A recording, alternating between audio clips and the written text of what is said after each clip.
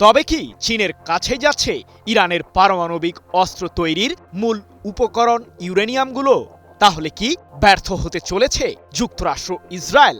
কারণ ইরানের সমৃদ্ধ ইউরেনিয়ামগুলো ধ্বংস করতে বহুদিন ধরেই পায়তারা চালিয়ে আসছিল ইহুদিবাদীরা, যাকে ঘিরে বেশ কয়েক দফায় ইরানের বিরুদ্ধে যুদ্ধেও জড়ায় যুক্তরাষ্ট্র ও ইসরায়েল। যেই যুদ্ধে ইরানকে সামরিকভাবে সহায়তা করার অভিযোগ উঠে চীনের বিরুদ্ধে। কিন্তু প্রশ্ন হলো, চীন সেই ইউরেনিয়াম দিয়ে কি করতে চায়? সাম্প্রতিক যুদ্ধে মধ্যপ্রাচ্যে থাকা যুক্তরাষ্ট্র ও ইসরায়েলের সামরিক ঘাঁটিগুলোর বিরুদ্ধে তুমুল প্রতিরোধমূলক হামলা চালায় ইরান।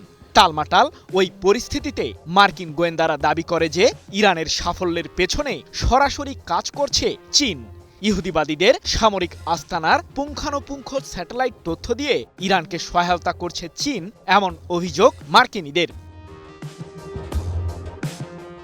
শুধু তাই নয়, ইরানের মিসাইল ভান্ডারকে সম্প্রসারিত করতে দেশটির কাছে প্রয়োজনীয় রসদ সরবরাহ করছে চীন সরকার, এমন অভিযোগও আনে পশ্চিমারা।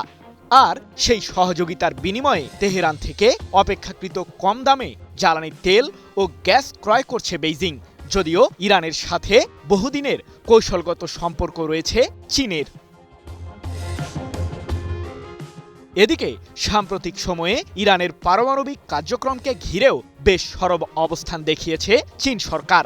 এমনকি মধ্যপ্রাচ্য পরিস্থিতি শান্ত করতে 4 দফার একটি প্রস্তাবনাও পেশ করেছেন চীনের প্রেসিডেন্ট শি জিনপিং।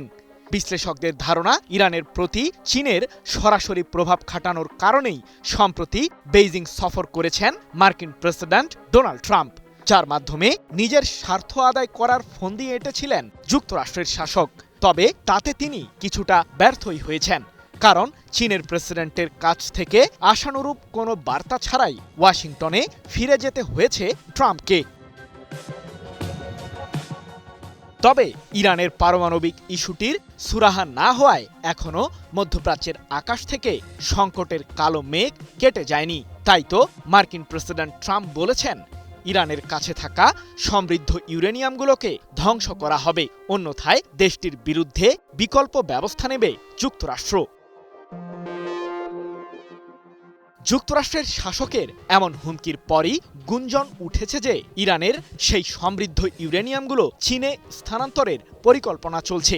এ সম্পর্কে অবশ্য চীনের পররাষ্ট্র মন্ত্রণালয় জানিয়েছে যে ইরানের পারমাণবিক ইস্যুকে ঘিরে আলোচনার মাধ্যমে সমাধানের পথ বের করতেই বেশি আগ্রহী আমরা। এ নিয়ে সব পক্ষের উদ্বেগগুলো বিবেচনা করা হবে। ২৬ মে এক প্রতিবেদনে বিষয়টি নিশ্চিত করেছে ইসরায়েল ভিত্তিক সংবাদ মাধ্যম দ্য জেরুজালেম পোস্ট।